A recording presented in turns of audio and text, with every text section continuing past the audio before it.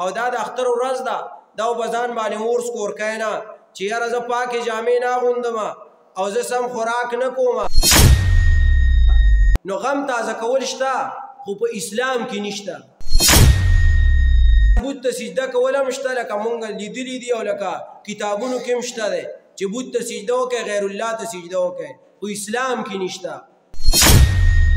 چې په دې کال کې کم مړی شوی دی په دې کال کې او له اختر پې نه دی تېر شوی، نو اوس به دا خلک ځي او هغوی له به اختر کې چې دی نو هغه تعزیت غونته کې کوي او لکه هغه غمخواري به ورسره کوي او غمرازي به ورسره کوي چې او ستا مور مړه وه، ستا نیا مړه وه، ستا پلار مړه و، بابا مړه و، ښځه مړه وه، مور مړه وه، خاوند مړه و، د هغوی سره غمرازي کوي.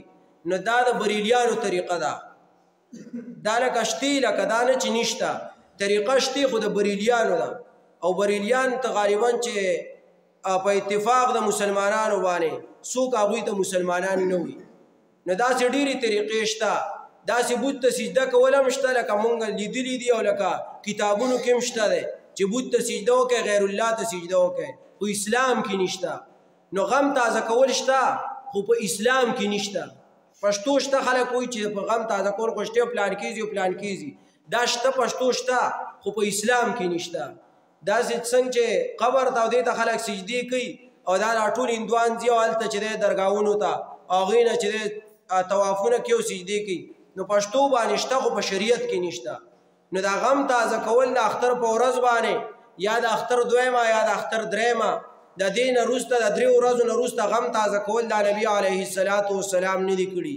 او دا د اختر ورځ ده، دا په ځان باندې اور سکور کوي نه چې یاره زه پاکې جامې نه اغوندم او زه سم خوراک نه کوم او زه چې دی کور به دغسې سروالی بروالی ناست یم ځکه پلار مې د اختر نه مخکې دې کال کې مړ دی، دې کال کې مې پلار مړو، مور مې مړه وه، نیا مې مړه وه او چې دی نو زه به اوس اختر نه کوم. نه دا طریقه د مسلمانانو نه ده. بس 3 ورځې غم چې دی هغه ختم شوی دی.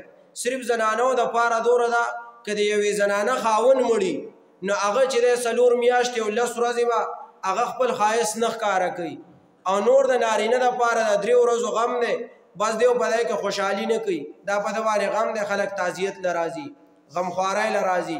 نو په دغه 3 ورځې به چې دی نو خوشحالي نه کوي، نور چې دی د خوشحالۍ ورځې دي دا ټولې. دا وکړو دا اختر مناو کړي نو بل کال له به بل مړی شوی نو بیا به هغه اختر کې تعزیت او غم راځي کوي، نو بیا به بل کال کې بل مړی شوی چې د قیامته پورې به دغه تش مړي به غلی کېږي په اخترو کې، نور به بیا خوشحالي نه کېږي.